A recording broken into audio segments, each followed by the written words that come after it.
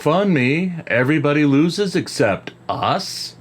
How about that title? Yeah, all the funds except our own ongoing expenses fund put up goose eggs for the day as we took in $25 and we avoided the first goose egg celebration of the new lineup as a new donor threw money in the pot for our missing hate viewer. I'm up after more weird dreams, but I knew it was going to happen as I overindulged on garlic bread, meatballs, and sausage for dinner.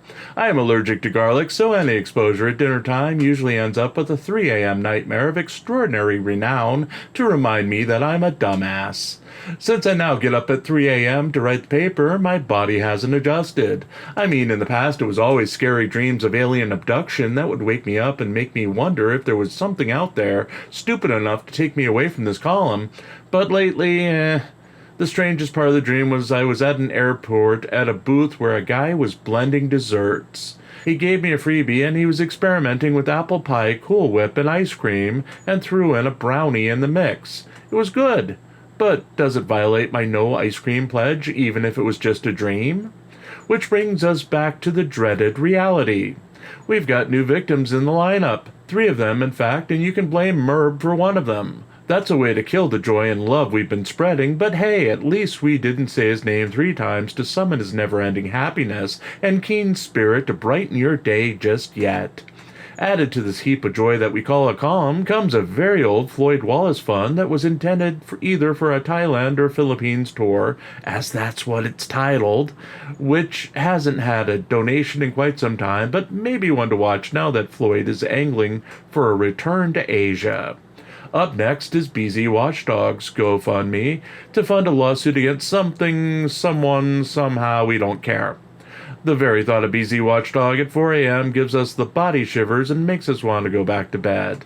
You can thank Merb for this, says he had a hissy fit about the fund yesterday and alerted us to it. The only donation in it is a $100 donation attributed to Jose de Castro. Yes, Chili wasted money, not his own money, some poor donor's money, putting $100 into the kitty to start the Mad Quest for $2,500.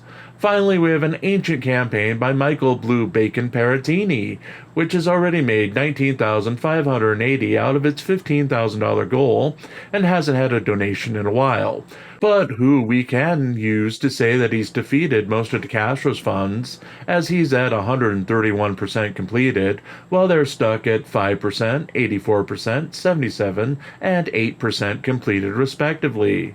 Yeah, I know, Chile has become a farce and a locale again recently, so he doesn't need to be picked on, but we're going to do it anyway, just in case he comes back from his self-imposed time in the timeout chair with a Viagra attitude again. Will he come back? Will he be hornier than the universe and he'll pretend that the past week didn't happen? Bet. On that note, if you'd like to join the hunt for the missing hate watcher who has been forcing us to write this column every morning for the past God knows when, we do have a GoFundMe of our own. All proceeds go to keep the lights on, eating, and writing new stories to feature here and on ReallyCoolSite.org. Oh, and Merb! That's 3, now he's been summoned, and you can deal with a new video drop. You're welcome.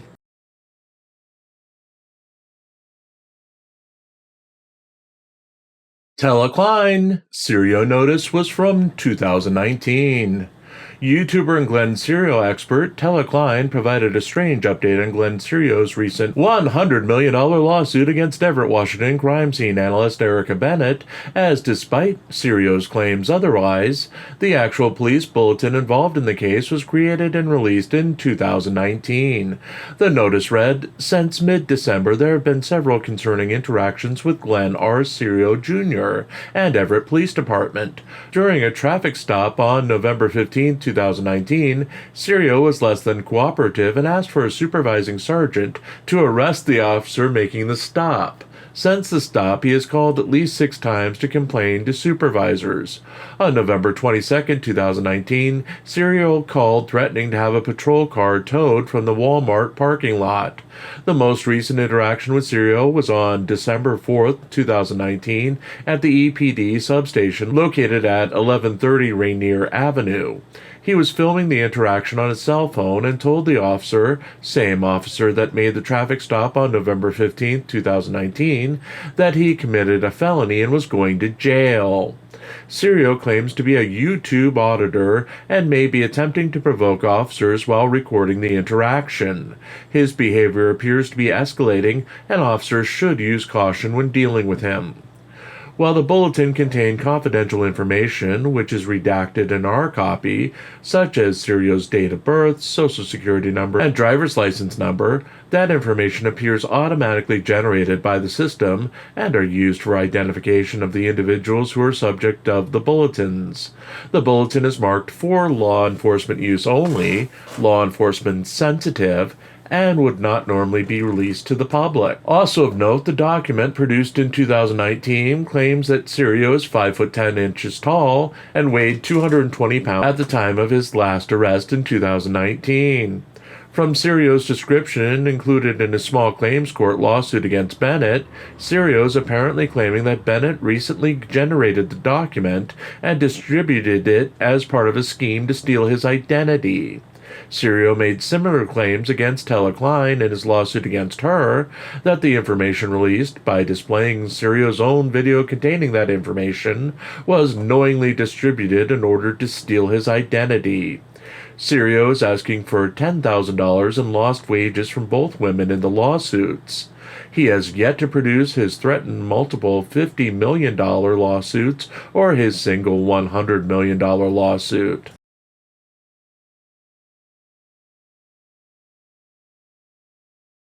Floyd Wallace fundraises for Colombia trip again. YouTuber cheapskate and computer wizard Floyd Wallace livestreamed Sunday night with another of his never-ending failed fundraising campaigns for his trip to Colombia next month. You're not missing anything. He was originally going to go to Colombia this month, which was next month and last month, but now it's next month since we're in August and next month is September, and now he's planning on staying there until his birthday in December. For those unlucky enough to share his December 17th birthday, may God have mercy on your immortal souls. Floyd says he'll be in Brazil living it up for his birthday, so perhaps you should save up to share your birthday with the amazing Floyd Wallace this year and risk catching an STD as you've left the house and joined the new, low-risk world of passport broing. Wallace complained bitterly about being in the United States in this episode of his fundraiser. He said he felt like he was not valued or respected in the United States and that he was swearing off American women forever. Again. He was briefly joined on panel by a second member of the Passport Bro lifestyle, who confirmed that women in the United States were big meanie-heads who didn't deserve them, and they would both be much happier with the stress-free, sex-filled life of an American in a third-world country. But Wallace must deal with the court first. For the first time in a while, Wallace admitted that he couldn't get out of his upcoming court date in Norman, Oklahoma, and that he had hired a lawyer on a $1,500 flat fee that has been broken into a payment plan.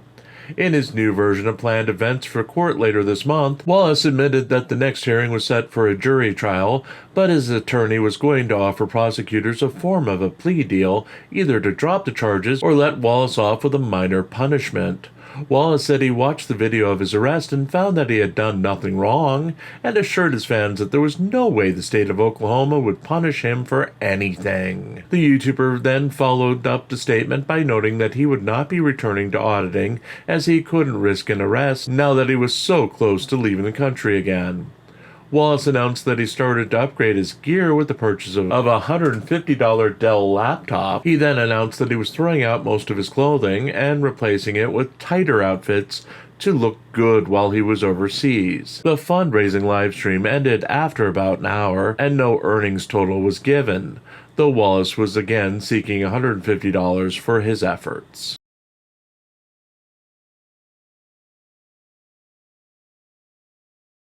This day in history, Wallace arrested in Arkansas. Jose Chile Castro brought the news that American treasurer Floyd Wallace, who had been auditing on his behalf, had been arrested in Texarkana, Arkansas for disorderly conduct, fleeing an assault of a police officer. This was the weird incident from last year where Wallace was standing in a shared police parking lot on the border between Texarkana, Texas and Texarkana, Arkansas. Wallace claimed that he wasn't doing anything in the police parking lot when a police officer approached him, kicked him twice, and put him in handcuffs after he dropped his wallet and went to retrieve it. The YouTuber would explain that he was doing a First Amendment audit in the parking lot when he was approached by the sheriff, who said that he knew what Wallace was doing, and when Wallace went to congratulate him for passing the audit, the officer attacked him. Wallace had bonds set at $245 each for the disorderly conduct and fleeing charges, and was waiting to see the judge before bond could be set on the assault charge. DeCastro promised that he would hold fundraisers later in the week for the $490 plus whatever the bond would be for the assault charges. Once he was finished talking to Wallace, DeCastro called the Texarkana, Arkansas jail and apparently threatened the police officer that he would come to the jail.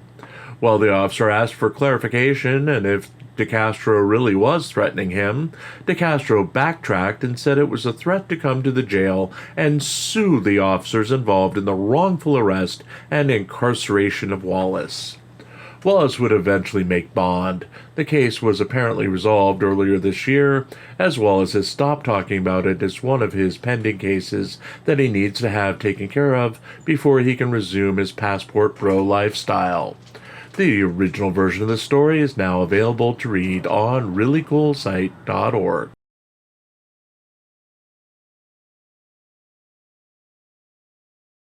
GoFundMe, Craig Hendry, who takes day. Craig Hendry, who? That guy in Indiana with a criminal history a mile long who used to look like David Koresh until he cut his hair and now looks like your grandpa's social studies teacher from 1987, who won the GoFundMe title for Saturday. I can't explain it either. I was dreaming of a Star Wars version of the Dukes of Hazzard. A Star Destroyer was shooting at Luke's landspeeder with Luke, Uncle Jesse, and the droids in it, and a deputy was telling a story how he single-handedly captured Princess Daisy Dukes until Boss Vader came along and hit him with his helmet for being an idiot, as Boss Vader was the one who caught the princess. On the ground, on the desert planet of Tatoo, not filmed in Georgia, Ween, the speeder was chased into a community who was alerted to incoming Imperial berries and cherries and managed to slam down the gate as soon as Luke came through. Luke did a last-second drop-off of the droids and Uncle Ben before he crashed the speeder into the electrical grid, sealing the community under a force dome that the Imperials couldn't get through. And before that, I had a dream that Mob Boss the Turtle, a boyish-looking little man who ran the suburbs of 1930s Boston, had his fleet of 1930s-style cars terrorizing neighborhoods looking to protest on front lawns in support of getting mobster Carrie No Brakes off of charges of backing over a school bus because they were in the way. I was tied up in the trunk of one of his giant stretch day-to-day cars, measuring the length of 10 full-size Turtle Boys, and his goons were going to be fitting me with some cement shoes for not reporting the way he wanted me to report on the Carrie No Brakes case. Things were pretty dire as they lifted me out of the trunk and I could see the mixers spinning up to pour the concrete.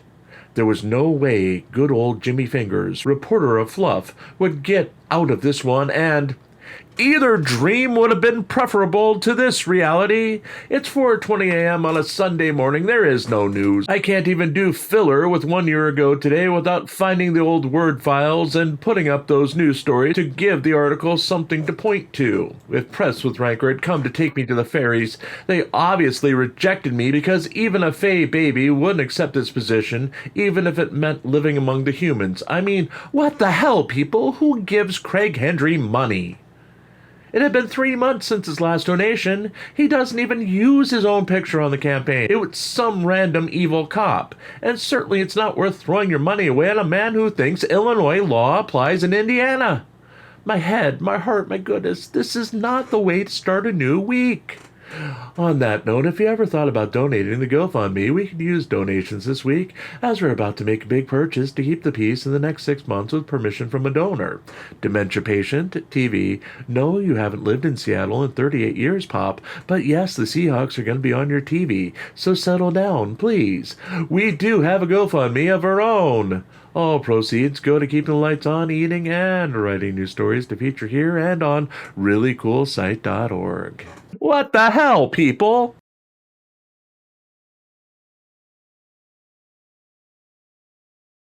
Telekline shares Glenn Serio lawsuit details.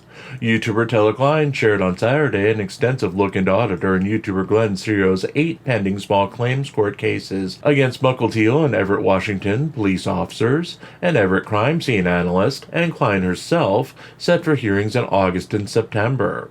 All of the lawsuits against the police were featured in videos of Serio questionably serving the participants at their perceived places of work. Serio's father, Glenn Serio Sr., yes, there are 2 of them, acted as his process server and served whomever showed up to talk to him about the lawsuit, regardless of their identity or ability to legally accept the documents. Again, all of the videos claim that Serio was serving lawsuits of $50 million and $100 million, when in fact, Serio was serving small claims court lawsuits with a possible award of $10,000. In at least one of the videos, he claimed that he was going through small claims court first and then would serve the participants with federal civil rights lawsuits later. Serio may run into problems as due to Washington state's qualified immunity laws, 6 of the participants, all police officers, have qualified immunity and cannot be sued for their actions. 3 of his police-related lawsuits are from an incident where he was arrested at a Mukilteo police station on January 14, 2022. He has added a specific charge against Officer Danielle Ball of accepting bribery gifts as she was sent a gift basket by YouTubers as an apology on behalf of the YouTubers for Serio's behavior. Serio equated that as a bribe that led to his arrest. In the second group of police lawsuits, Serio was briefly detained in Everett as a shoplifting suspect. He claims he did not match the description of the suspect. He was never charged in the case. That was the incident where he claimed he was injured and needed to be escorted to the hospital via ambulance for the injuries he claimed that were the fault of the officers on the scene, yet none were observed on his video. In the case of Everett criminal analyst Erica Bennett, a civilian and not officially a police officer, Serio is suing for her producing a bulletin about him, which was part of her duties with the police force, that contained his social security number and driver's license number. She may receive protection as she was acting in the course of her duties, despite Serio's claim otherwise. Telecline's case is strange as Serio is suing her for sharing an unredacted document that he had originally put on his own YouTube channel. That unredacted document was Bennett's bulletin, which was clearly featured in Serio's video. From our understanding, she simply used part of his video that contained unredacted information. Since he had released the information, later to have it taken down for violating YouTube's privacy rules, sharing the video is not a crime. In all cases, Serio is demanding $10,000 for loss of wages. Serio does not list an employer or proof of time lost at a regular job. All of the hearings are expected to be held as Zoom calls with limited public access. Klein shared that the hearings against the various defendants are set for August 6th, August 20th, August 24th, and September 27th, 2024, and all are preliminary mediation hearings. In the past, Serio has had 3 lawsuits against Everett, Washington dismissed at the mediation hearings, and Klein said she is fully expecting all of the cases not to go to trial.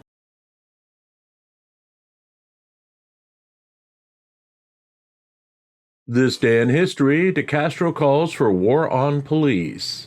On this day in history, Jose Chile de Castro expressed his desire for harm to come to police and called for tensions between the public and police to escalate to full-scale war on the police before quickly backtracking from his comments.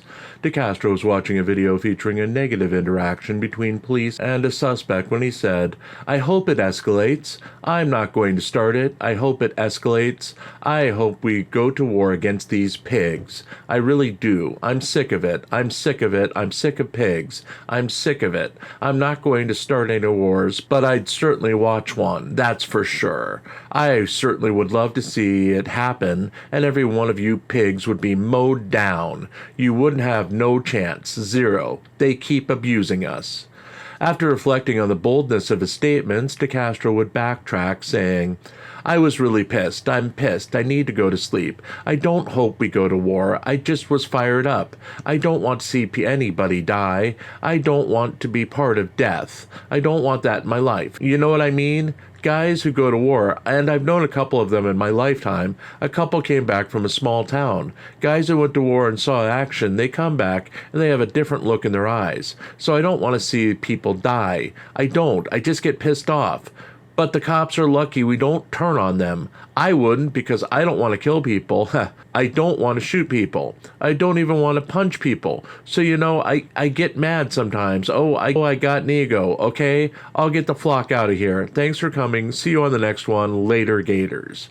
DeCastro may have also been upset that his Ironton, Ohio-based federal civil rights lawsuit had been dismissed, as the judge threw out claims against defendants Major Chapman, Jane Doe, and Lawrence County, Ohio, for failure to state a claim, and granted the motion for judgment by the remaining defendants.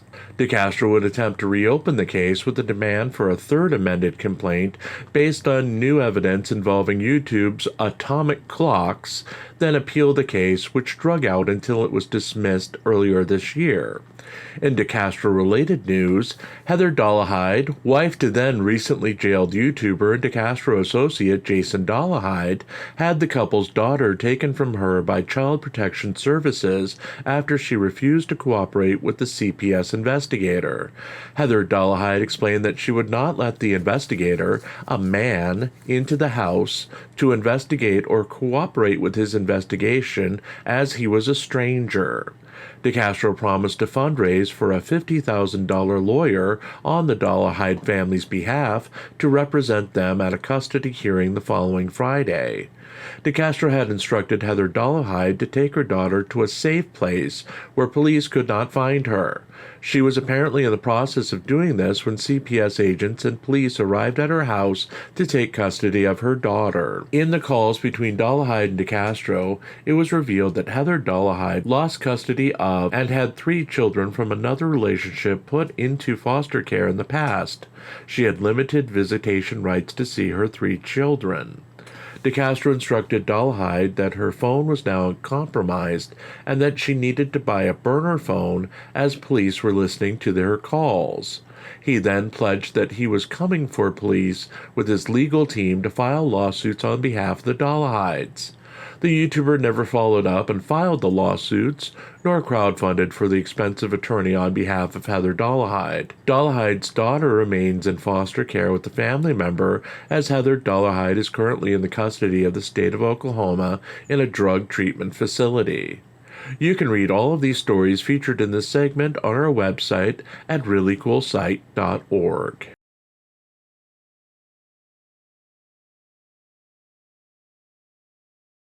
GoFundMe? Oh, come on, people. It's 4:23 a.m. as we write this. We're about to watch a Floyd Wallace video fulfilling a promise he made to his fans and attempt to learn Spanish on a live stream. We're hoping it's as bad as it seems, as it's been a long night. We've been bitching about strange dreams, aliens, and the like. Well, a 5-hour energy mixed with a Sheetz extra spicy chicken sandwich, and we've had about 3 hours of sleep because I didn't know you can mix aliens and Jaws and Chile de Castro fans. I didn't. I never thought it was possible, nor did I want to have this dream. Usually when I have alien-style dreams, I just peace out. I force myself into an escape pod, making sure there's no facehugger on the seat or in the capsule, and leave before anything happens. I'm no hero. I'm not here to save the world. Likewise, the greatest way to get out of a Jaws dream is to force yourself to wake up. Same goes for a dream where you're hunted by raging fans of Chile de Castro who can't possibly accept that their hero isn't who he says he is and has said some pretty messed up things over the past 2 years. I mean, they bitch and they bitch and they bitch and they fill your YouTube comments with, "This is fake, this is a lie," and all you can do is open your eyes and peace out on them. The lack of sleep will be worth it to escape them. See, right now, new message. You've got a robot voice and I hate you. Okay then, don't want to see that? Let's just wake up from the dream. Open eyes, and open eyes, and oh dear God, this must be life. This is real? It can't be. I just posted in the dream my open love for Selena Gomez and that stupid show with those old guys. That was a dream, right? I mean, no one can know about my secret. Wait a minute, it's just a dream. It's just a dream. I mean, reality can't be that no one but me is doing anything to promote their GoFundMes. We just added a bunch of admittedly deadish GoFundMes, but still, they were here to inspire the creators to start promoting them again and to go on to win the Daily Crown. It takes minimal effort, people. Even if our daily hate watcher's gone off to watch better things lately. Dear Jim, you suck. I'm not paying for this shit. Do better. At least we promote our GoFundMes and try to do something to give you value for your money. Not like, well, Jose Chile de Castro, Sean Paul, Long Island Audits Riaz, and the rest. We work for our money. We shake that thing. We put out, damn it. And wait, we're confusing dream and reality again, so This column is over today due to technical difficulties. If you'd like to donate to get us some mental health issue help, we do have a GoFundMe of our own. Please, gosh, make this reality end. Make us go back to the dream. It's just a dream. Do better.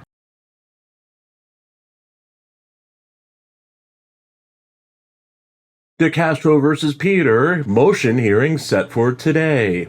All eyes have turned to the motions hearing today in California Superior Court as a hearing is scheduled for Michael Blue Bacon Paratini's motion for summary judgment in the case that was brought against him by Jose Chile de Castro. The lawsuit was originally filed by de Castro in early 2023 and alleges that Paratini was part of the Masshole Troll Mafia criminal organization that was allegedly devoted to harassing and defaming him. De Castro originally brought a version of the lawsuit against Kate Peter and Josh Abrams in 2022 before revising the lawsuit to focus on copyright violations and then refiling his original charges, dropping Abrams from the suit and replacing him with Paratini, Team Skeptic, and Daniel Clement when it was refiled. As stated many times by de Castro, the intent of the lawsuit was to drain the defendants of as much money as possible as they defend themselves from his accusations. De Castro was as vague as possible in his accusations and has refused to actively attempt to move the case forward. Paratini's motion for summary judgment essentially reflects this, as it's been over a year since de Castro has filed the charges against Paratini, but hasn't specified what he is accusing Paratini of specifically doing or providing any proof that Paratini was involved in any of the alleged crimes. De Castro has previously refused to sit for depositions in the case or provide discovery, even when ordered to, then sanctioned by the court for refusing to participate. His next scheduled deposition date is later this month, provided that the court does not end the lawsuit on the motion for summary judgment later today. The YouTuber recently hired an attorney to represent him in the lawsuit, which may bring a delay to any ruling, as a previous filing has asked for a delay of 2 months for the attorney to get acquainted with the lawsuit before responding to the motion for summary judgment. We will provide updates on the outcome of the hearing later today when minutes are posted by the court.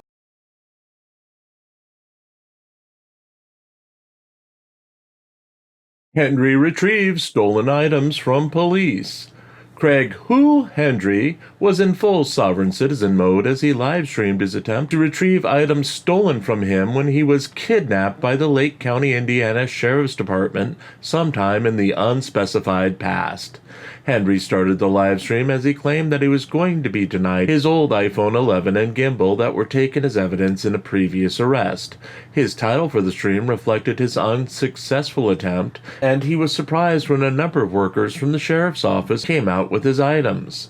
The YouTuber had to pause to retrieve his government compliance ID with his picture on it from his car to be able to retrieve the items, but after a brief walk to his car and back in full sovereign citizen mode, he realized he was getting his things back, so he may as well comply with the ID requirement. He did, as he was in sovereign citizen mode, have to have the last word as he noticed a sign that said no recording in the building and demanded to know if it was a law or a policy.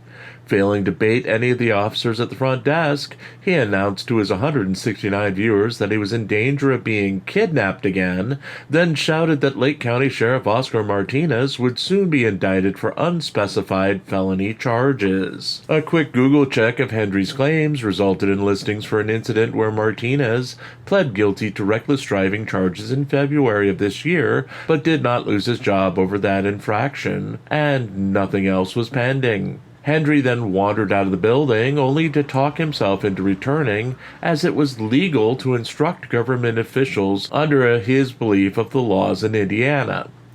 He then returned to the building and advised the remaining police officer that he advises him to take the sign down, since there was no law that could be enforced to back the no recording policy. Without missing a beat, the officer told Henry that he was a court deputy and didn't know why Henry was complaining to him, as, despite his uniform, he had nothing to do with the placement of or possible removal of the sign. Henry, outraged, stormed out of the facility and declared Lake County, Indiana, a hellhole, and declared that he never wanted to return to the area in his lifetime. He then meekly changed the title of the video to reflect his successful retrieval of his belongings.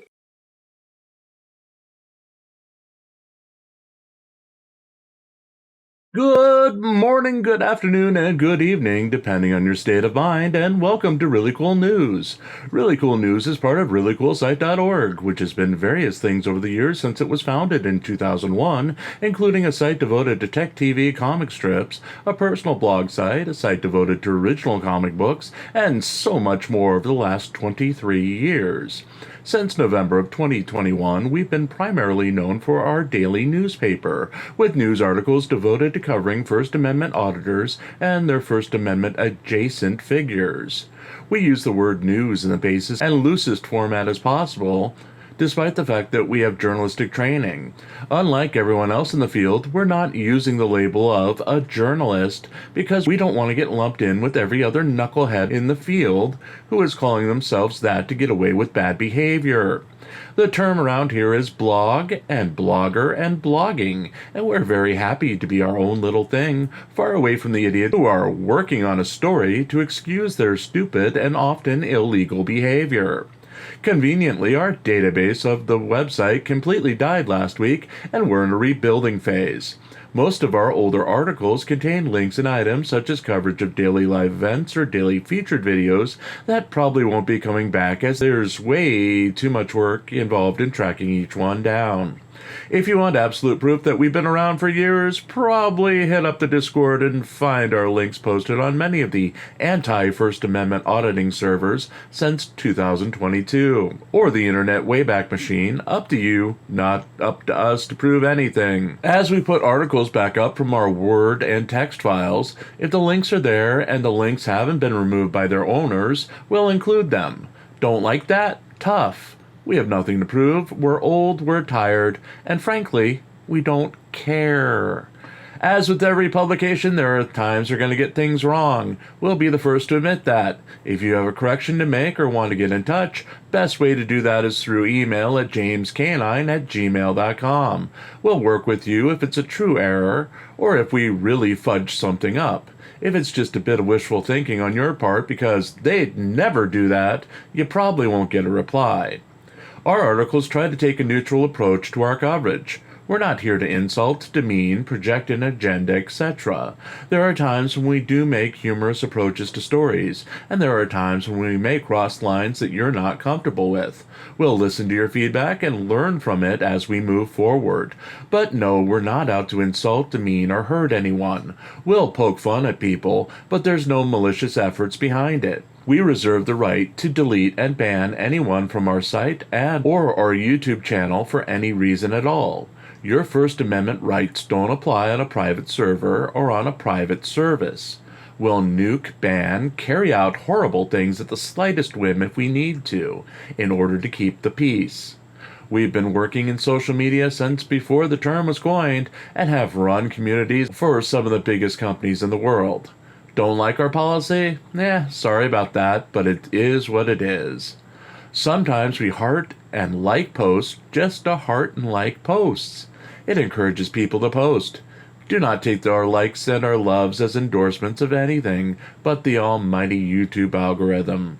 We're not dying on your hill. We're not advocating for you. But if we can give your comment a fair shake, we will, despite our feelings on it. That said, personal attacks on anyone, including ourselves, are not permitted, and our mods have ban hammers for a reason.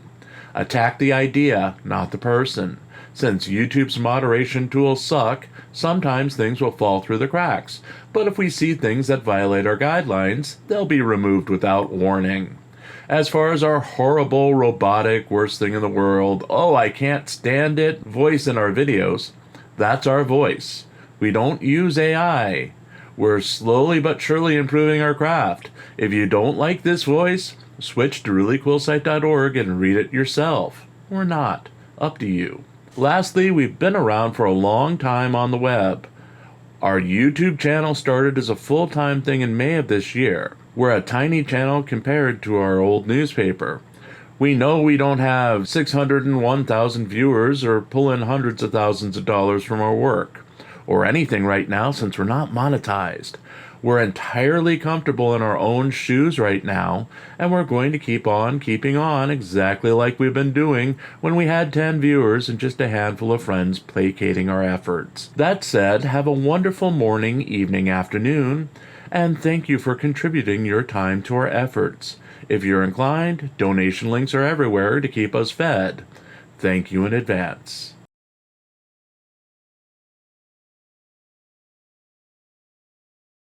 GoFundMe, disastrous day for Chili DeCastro.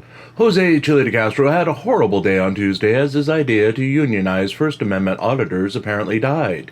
His huge return to live streaming was overshadowed by a massive event he was not party to, and, of course, he drew no money to his GoFundMe campaigns.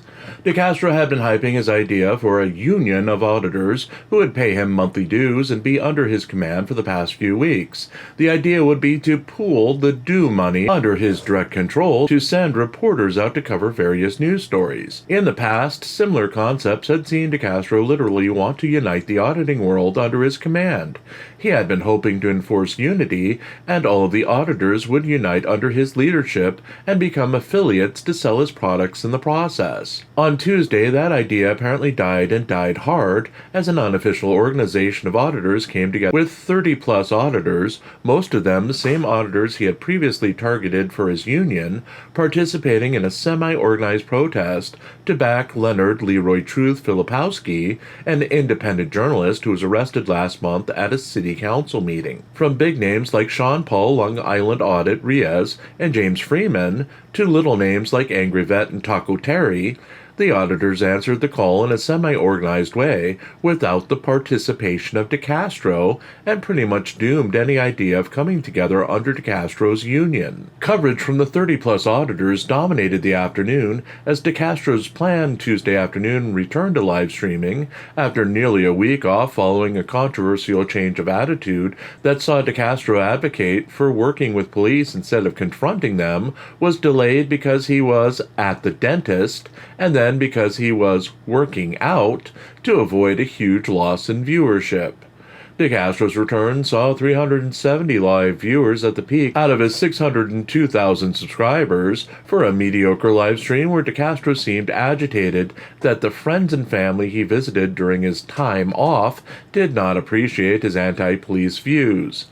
Otherwise, his huge afternoon return, scheduled against some extreme competition, had little to no impact on his audience, as it was a standard cops are bad, bad are cops event, seeing pitches for his indestructible trifold and 5A cop card products. Making matters worse for DeCastro was the fact that his GoFundMe campaigns again floundered, with his 4 personal campaigns and his campaign for Press with Rancor again pulling in goose eggs.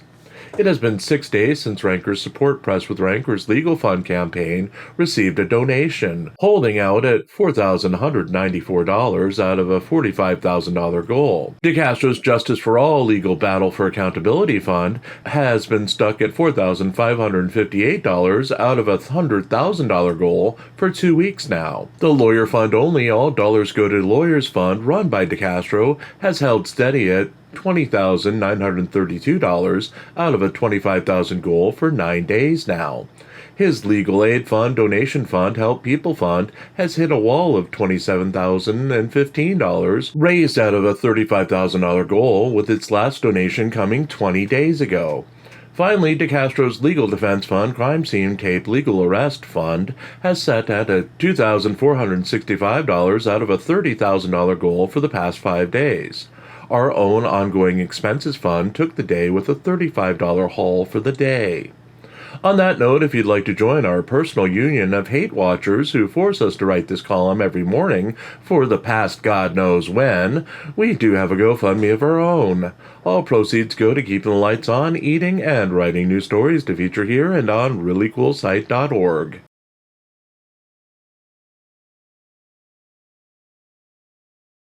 Sirio has 3 hearings, sees 5 dismissed on Tuesday. YouTuber and internet auditor Glenn Sirio's plan to sue officers from Mukilteo, Washington's police department over arrest 2 years ago failed on Monday as all 5 of his small claims court cases against the officers were thrown out, according to YouTuber and Glenn Sirio expert Tella Klein. Sirio had the first 3 of 5 scheduled mission hearings with an attorney representing the officers at the small claims court on Tuesday, which Klein reported resulted in no agreements by the parties and instead saw the judge throw out all of Sirio's claims against the officers with prejudice. 3 of his police-related lawsuits were from an incident when he was arrested at a Mukilteo police station on January 14, 2022. He had added a specific charge against Officer Danielle Bell of accepting bribery gifts as she was sent a gift basket by YouTubers as an apology on behalf of the YouTubers for Sirio's behavior. Sirio equated that as a bribe that led to his arrest. YouTuber Glenn Sirio previously aired video of himself serving officials of the city of Mukilteo with a small claims court summons, which he would later claim to be service for a $50 million federal civil rights lawsuit against the city. Sirio has yet to produce any federal civil rights lawsuits. With the dismissal of the 2 batches of police lawsuits and no sign of Sirio's planned federal lawsuits, the only thing left on the horizon for Sirio are his lawsuits against Everett, Washington's police force, Tella Klein herself, and Everett Police Department criminal analyst Erica Bennett. Correcting our previous coverage, Klein is being sued by Sirio for distributing an unredacted copy of a 2019 police bulletin written by Erica Bennett and airing it on her YouTube channel. In her latest video, Klein explains that she no longer remembers where she got the bulletin from, but aired it as news and without malicious intent. Sirio has threatened to sue Bennett for $100 million in federal court for her production of the document, as it contained his social security number and his driver's license number in order to help officers identify him. It is unclear how it was distributed to the public. In all of the dismissed small claims court cases, Sirio was seeking $10,000 from individually named officers for loss of wages.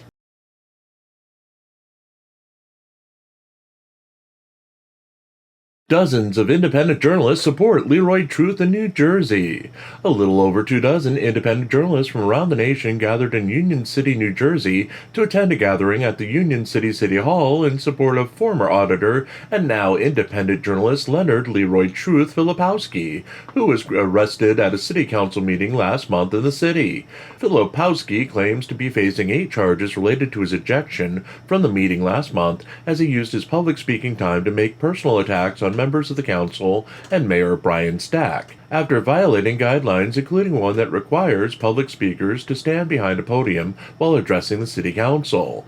Filipowski was pacing back and forth in the general area of the podium while insulting the council and threatening to give some sort of award to the mayor. According to InsideNJ.com, this appeared on a city social media page in response to the arrest of Filipowski. Attention Union City residents and concerned citizens. This is the truth about Brian Stack. Public rabble-rouser and litigious gadfly Leonard Filipowski, aka Leroy Truth, and Lexington Maximus, has been spreading false claims of corruption, misconduct, and assault against Mayor Brian Stack and other officials.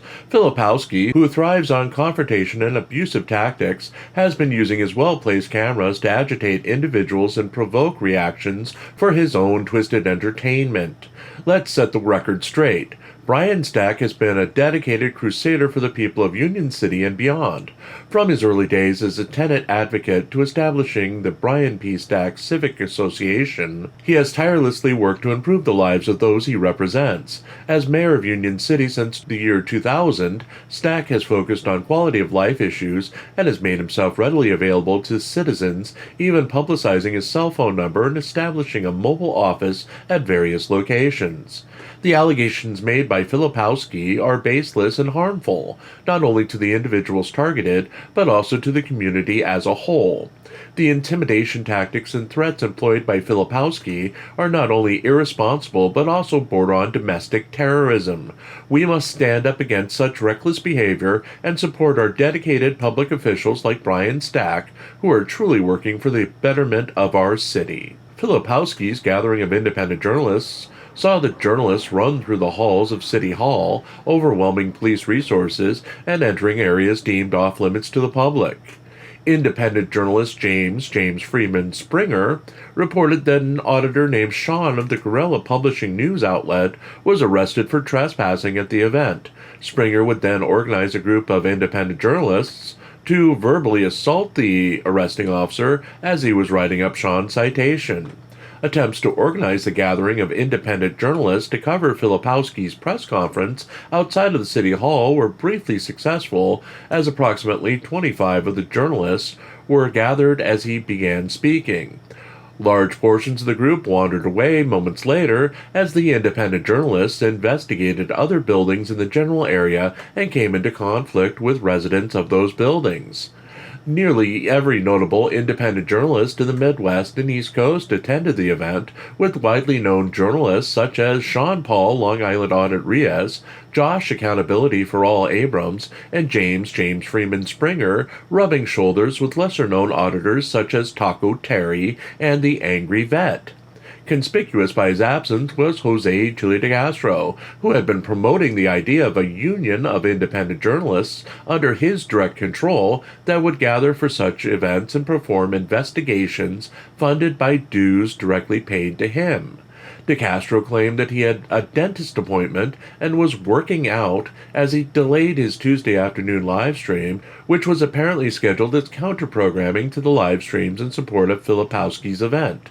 James Springer's live stream alone drew over 1,000 live viewers, while De Castro's 3-hour-long event peaked at 370 live viewers well after Filipowski's event ended.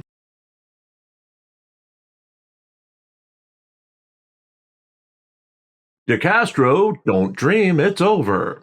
Yesterday's gathering of independent journalists in New Jersey without the presence of self-appointed leader Jose Chile de Castro pretty much ended any hope of his strange idea of unionizing the former First Amendment auditors into any sort of union under his direct control. He's allegedly wanted to control the movement, which formerly focused on First Amendment auditing for years now. A document attributed to De Castro, but later claimed to be fake, demanding fees from the other individuals in the community for use of his videos and to accept him as leader, was first sign of things to come in the winter of 2023. Yes, he denied it when it was leaked, along with an organization that he promoted of auditors grouped under his command, but it never happened, as like with everything De Castro touches, it'll take years to go from brilliant idea to being birthed into the world.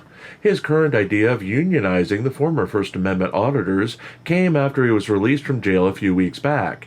The added dues part was what stood out to me, as in he wants to find a way to monetize the work of others in support of, Chile de Castro. The other independent journalists would pay him to report, and he might just maybe give them money to help them with travel costs or with lawyers should they poop the bed in an investigation gone wrong. This has no Jimmy Hoffa vibes at all, guys. So with De Castro's union, there'd be a code of conduct set solely by De Castro to follow while working on stories, and those that violated the code of conduct would have to forfeit their dues and leave the organization for the good of the organization. Right, folks? Much like digital detainment would work, as everyone in the world would agree they wouldn't run or fight or object to arrest, the honor system would work, as all the former auditors would just unite under his leadership and everyone would toe the line. Ah, sweet innocent Chile. There's not a chance in hell of that ever happening. Last week, De Castro proposed some of those guidelines to his audience on his Thursday night live stream. The reaction of being nice to the police, cooperating with the lawful commands, and respectful because the judge is watching, was enough to cause his normal supporters to drop into deep depression or fits of laughter because Mr. Anarchy, Mr. Jackboot Thug Pigs couldn't be serious. With the revelation that his fans hated the message, he took a few days off, like he normally does when he does something extremely stupid, and apparently test marketed it to his friends and family, and was aghast, yes, aghast, that his friends and family didn't hate the police enough to care. Now imagine the auditors or independent journalists under his command. Yesterday, a mob gathered in New Jersey. It was between 2 dozen and 3 dozen independent journalists coming together to support Leonard Leroy Truth Filipowski. Leroy Truth is someone they like, but Leroy Truth bored them. Before he could get them assembled, at least 20 were running down the halls of Union City, New Jersey City Hall like a batch of gremlins in the classic movie Gremlins 2. One got himself arrested. The rest of them were hurling slurs at the officers. Some were whining, others were crying, and at least one was testing every officer's threshold to arrest by his being especially obnoxious and screaming that they were thugs. When Leroy Truth finally got enough of them reassembled to do his press conference, enough of them waddled off from Leroy Truth's meandering speech that the footage became more interesting than anything else going on at that moment in time. They were more entertaining than anything from the official channel and official speech of the movement, and not even Sean Paul Long Island Audit Riaz, the true leader of all the former auditors, could get them back under control. If DeCastro wasn't invited or declined to go to the event, he has no hope of leading the same individuals in any sort of union, and any sort of union is doomed for failure. DeCastro is no leader. Josh Abrams, James Freeman, or even LIA would roll their eyes at his leadership, and without them, there's no movement. Like it or not, DeCastro has never demonstrated the ability to lead, and they will eat him alive if he even tries. Our advice from here would be to admit that the union is a simple cash grab. Stop selling the 5A cop cards and come out with some line of universal press cards. Selling the idea of a simple card being recognized by all the police officers in the world is granting the bearers special powers beyond that of mortal men.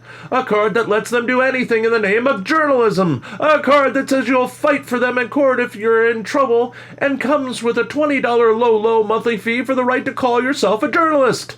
Oh God, I've created a monster. Don't dream it's over, Chili. The union won't work. But the Chili DeCastro Universal Press Pass, I get 50%, and not the phony baloney deal you offered Colin Campbell, cash on the dollar with every sale or I'm out. Act now, Chili. Your future is waiting.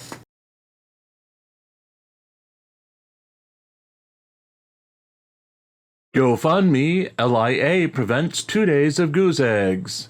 A single stinking donation to Sean Paul Long Island Audits Riaz, Support the Fight Against Tyranny and Corruption Fund, ended our possible string of goose eggs as a $10 donation took the day. We were high on this one, with a total blanking on Wednesday leading into high expectations of another day of goose eggs for Thursday's take. I mean, there we were, with hope in our eyes. 7 days of goose eggs means the retirement of this column, and we're free to go back to enjoying the loveless life of 4 a.m., scrambling for something to start the paper and newscast off while people are filing in or just starting to wake up. We had one day where no one cared to donate anything. One glorious day, where we were free of the burdens of having to announce a winner who wasn't us, or to cover up when we did have the win because it was otherwise creepy, but still, it was a day we were prepared to rant about and embrace the joy of a day devoted to the holy goose eggs, when a tree fell on the power lines down the road, delaying our celebration for several hours and killing any chance of getting the paper out on time to do the mighty goose egg dance as we read the results for the newscast. The dance is simple. You improvise everything, much like I improvise this column every morning between 3 and 5 a.m., and you try not to knock anything valuable over in the office, as you can't afford to fix it right now. Donations welcome. So, after a day of frustration of not being able to do the dance, we sit down with our ever-expanding list of semi-dead crowdfunding campaigns and we wait. Starting from the bottom, our own campaign is dead again. Nothing in the usual smaller accounts. LIA1, LIA2, LIA3, LIA4, and Foul Filth Fleck Fart Morton Downey Jr. Comic strip censorship, a swear word, translates to Foul Felt Fleck Fart Morton Downey Jr. when we read it in this program. I can use it multiple times with multiple characters, but it's always going to come out as Foul Felt Fleck Fart Morton Downey Jr. I guess I could get Pants to record something funny to fill in for me saying swear words, but would it be the same, people? Would it be the same? So, Here's to you, LIA, Long Island Audits, Sean Paul Riez, for taking in your lousy $10 and winning the day. Congratulations to you, sir, and foul felt fleck fart Martin Downey Jr. to the rest of you. I'm going back to bed. But first, if you'd like to join our personal union of hate watchers who are apparently on strike but previously forced us to write this column every morning for the past God knows when, we do have a GoFundMe of our own. All proceeds go to keep the lights on, eating, and writing new stories to feature here and on ReallyCoolSite.org. Foul, fell, fleck, fart, Martin Downey Jr. Wallace holds emergency live stream. Floyd Wallace held an emergency live stream Thursday night to ask his audience if he needed to replace his soiled and moldy passport before attempting to leave the country. Wallace claimed that his passport was in his front pocket of his pants when it began raining and he got completely soaked. He then displayed the passport, which was heavily warped from waterlogging and had black spots of mold throughout it.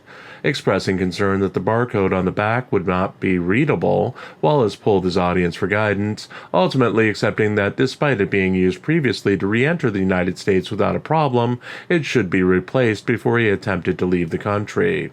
Wallace then, without missing a beat, began to fundraise for the $272 that he claimed he needed to get a replacement passport. The YouTuber further indicated that he would get expedited service by telling the passport people he was leaving within 14 days without needing to offer proof of departure. His previous fundraising efforts for his round-trip tickets to Colombia was immediately paused, still needing $145 for completion, and replaced by the replacement passport campaign. Turning his attention to his car, he explained that his recently purchased car was still undrivable after a crash in a rainstorm some weeks back, and that he would need to take an Uber to the passport center or post office that issues passports. While he did not immediately crowdsource for the Uber, he ignored those advising him to do his passport replacement request online, as he claimed he needed to do it in person.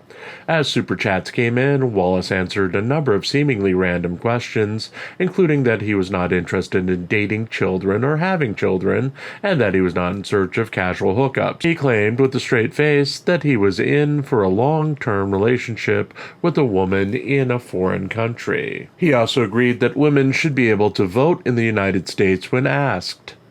He said that he was looking for a servient woman and not a slave. Wallace said that women in third world countries would be more open to this idea, and he wanted to be able to control the relationship. Expressing joy that he would soon be subject to cheap eats and loose women, Wallace answered another question about prostitution. Despite doing videos on pay-to-play dating, he claimed that he wouldn't use the services of an actual prostitute, not that there was anything wrong with those who do. Judge slays hearing in DeCastro v. Blue Bacon. Judge H.J. Ford III ordered on Tuesday a delay in the hearing to discuss Michael Blue Bacon Paratini's motion for summary judgment in the case of Jose Chile DeCastro versus Kate Peter, Team Skeptic, Daniel Clement, and Paratini.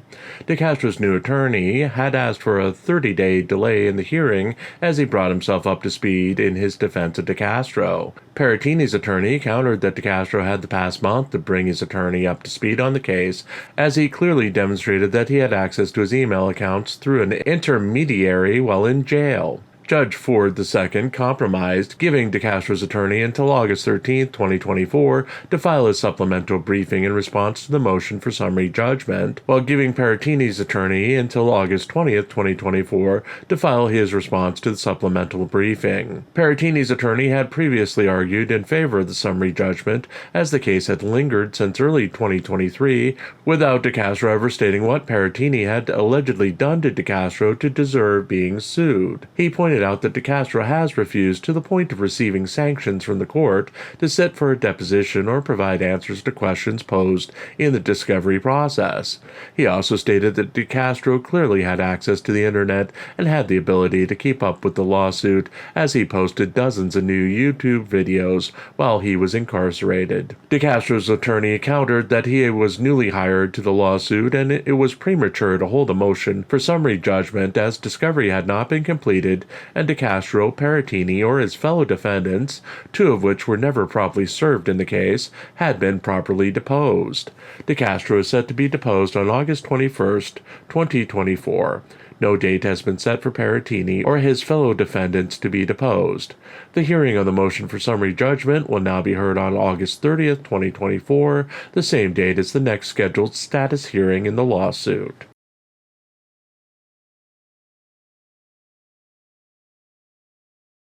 Reed defense pursues case dismissal. Karen Reed's defense team is expected to push to have her murder charges dropped later today as they meet for a motion hearing in her continuing charges for the murder of boyfriend John O'Keefe. Reed is accused of hitting Boston police officer boyfriend O'Keefe with her car in 2022 after dropping him off at a friend's house for an after-party after a night out. Police accused her of backing into O'Keefe, then not stopping after knowingly hitting him.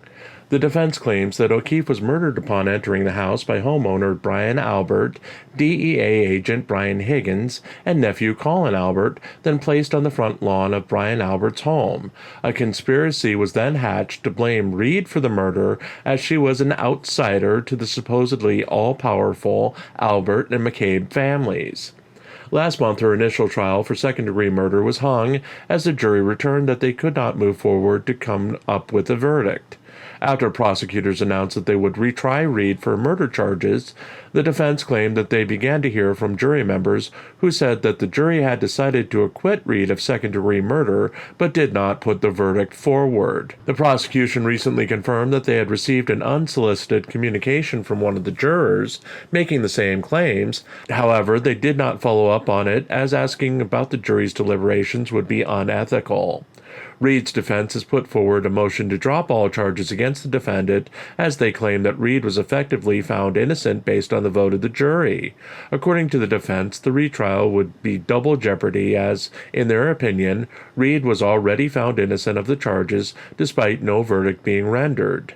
Prosecutors countered that there was no verdict rendered and that the jury had multiple chances to continue their deliberations to reach a verdict. Every juror member agreed that they could not move forward and that no verdict would be rendered in the case. None of the jury members have provided affidavits, and a simple jury vote is not a verdict. The latest pretrial hearing in the retrial of Karen Reed is set for later today.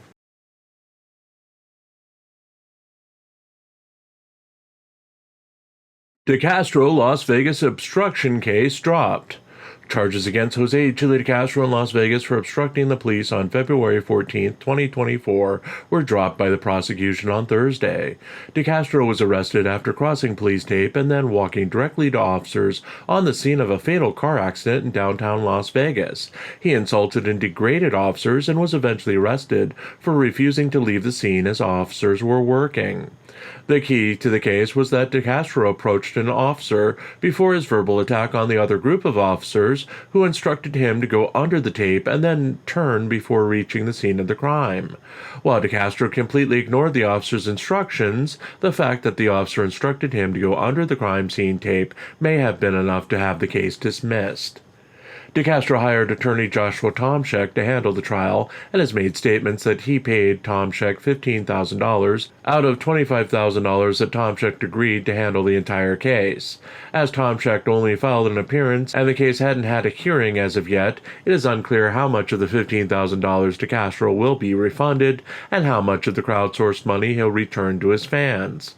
The YouTuber said nothing about the dismissal in his Thursday night live stream, which was an effort to get his mojo back with his audience after making several statements indicating that it was best to work with police last week. DeCastro changed course Thursday night and returned to his previous themes of hating police officers. As DeCastro did his usual pitch for his trifold and 5A cop card sales, he watched a more violent blend of negative interactions between police and the public than he normally does, stopping at one point to advocate that a suspect was in the right, as a police officer deserved to be punched in the face. While DeCastro half-heartedly backtracked and said that his fans should not attack the police or hit the police, he polled his audience to see if his thinking was right and that the officer deserved to be punched in the face while watching the video. The majority of his fans that answered his poll answered him with ones in the chat. The video in question saw a police officer interact with a teenager at a mall when the teenager attacked the officer who was interacting with him. DeCastro led his fans in putting a 1 in the chat to advocate the reasoning for a violent attack on the police officer in the video. DeCastro also announced on Thursday's night stream that he will soon be launching a website for Team DLZ, a site apparently devoted to his fans joining his group of helpers who had previously gone by that title. No details or launch dates were shared in the video. With a possible windfall of money being returned to DeCastro, he may invest some of it in fixing a recently broken front tooth. DeCastro was missing half of his left front tooth during his live stream, explaining that he had traveled to an undisclosed location for some dental work. This is a breaking news story.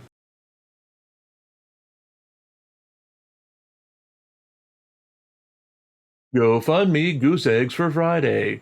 In an announcement that should surprise no one, it was goose eggs for Friday, as every known independent journalist with a GoFundMe failed to do anything to promote them, including our own campaign, which sits at goose eggs yet again. Our case has been special, as it's been a world of hurt for the past couple of weeks, and we've been off the air more than we've been on, as we're coming very close to level 1 monetization and have no way to push the channel over that edge because act of God with historical flooding kills power 2 days in a row. Yesterday, supposedly, a house floated from its foundation when the river it was next to literally overflowed and took it downstream a few miles north of us. We're in north-central Pennsylvania. It's hill territory, not at all flat land where situations like that should ever be a headline. We felt the impact of historic rain, and we lost power multiple times, with big ones coming on Thursday and Friday, when we lost power for most of the day twice, delaying the newscast for 3 days now, and causing me to lose my mind in the process as I started to catch up with things, only to have the power go out yet again. My mom left the house for supplies and dinner last night after power was restored, and a flash flood had taken out one of the 2 roads up the hill when she returned from an hour of shopping and getting dinner. She described it as 3 feet of standing water out of nowhere, and she had to go the more dangerous winding road to get home, which thankfully is all hills and offers no place to flood. Special thanks to Pope Phil and Hank for stepping in and hosting the Karen Reed coverage on Friday. Also a huge special thank you to a donor who stepped up to help when our audio-video receiver that powers the audio in my office died during the most recent power outage, despite being on a power surge protector and battery backup. It was an expensive blow, but come Monday we'll have sound again other than our dreaded USB wired headphones. For our part, even without power, we put out 8 news articles and gotten in good shape to do 2.5 newscasts today. Please remember, even when there's not a newscast or watch party, there will be updates on our website at ReallyCoolSite.org. Articles and news have been going out, and we're currently up to date with everything that has needed to be reported on for the past couple of days. Now, on that note, we're going to skip the spiel. We need to make up for the lost revenue and recover from the past couple of days. If you can help, please do, but don't put yourself out in the process. You know the links to our PayPal, Cash App, GoFundMe, and if you can help, thank you in advance. We'll be here tomorrow, hopefully, if I make it through another day of news and notes about the world of independent journalism. Take care, all.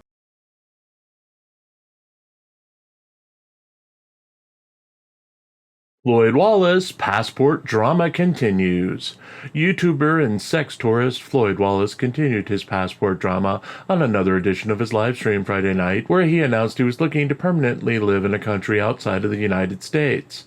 Wallace, whose choices of countries are limited as he has a felony conviction on his record, indicated that he was torn between Colombia and the Philippines due to the low cost of living and readily available sex partners. He did not backtrack on his statements, despite previously saying he'd never permanently leave the United States. Friday night, Wallace was all in on his new fundraiser to raise the $276 he said he needed in order to get a replacement passport. He confirmed that he had abandoned his plan to have his fans pay for his round-trip ticket to Colombia, as he would pay for that himself, as long as his fans came up with the money for his new passport. Wallace grew frustrated as he received several questions with donations via Super Chat that did not count towards his fundraiser. with Wallace willing to answer nearly any question posed to him while directing his fans to donate to his Cash App instead of Super Chats. Super Chat donations were disregarded as they will not get to him until after the 20th of the month, and he will have a cut taken out by YouTube. While in the past he has said he was due a $2,300 check on the 20th, Wallace has made it clear that all funds for his fundraising efforts must come from direct donations to his PayPal or his Cash App accounts. The YouTuber pondered the future of his channel and said that he'd be going live a lot less once he implemented the changes he wanted to make in the future. It was unclear what changes he was talking about and why he would abandon new live stream features, such as his Tinder streams where he has his audience decide if he should swipe left or swipe right, or his Learning Spanish feeds where he attempts to learn Spanish through an app during the live stream. Eventually, Wallace grew frustrated with the lack of progress towards his fundraiser and told his audience that if they started to donate, he'd go to a major area in the United States and cold approach women on a live stream.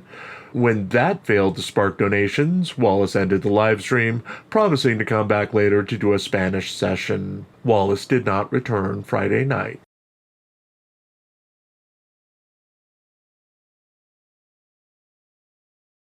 Blue and pink rally at Reed hearing. Groups dressed in blue and pink converged on Norfolk Superior Court in Dedham, Massachusetts on Friday as a motions hearing was held to determine if charges should be dropped against Karen Reed, as supposed new evidence shows that the jury, despite not rendering a verdict, acquitted her of second-degree murder. Inside the courtroom, defense attorneys argued that at least two of Reed's three charges should be dismissed, as the jury reached unanimous decisions to acquit Reed of the charges, and no one believed she hit John O'Keefe with her car. Offering no proof or affidavits from jurors they claim that made those statements, the defense argued that even though a mistrial was declared, the judge would be committing double jeopardy by trying Reed again, as clearly, they claim, the jury found her not guilty of two of the three charges. The prosecution countered that the jury had multiple opportunities to come back with a verdict and, after 5 days of deliberation, did not come back with that verdict. The defense had the opportunity to object to a mistrial before it was granted, and without a verdict there was no indication of an actual decision rendered by the jury.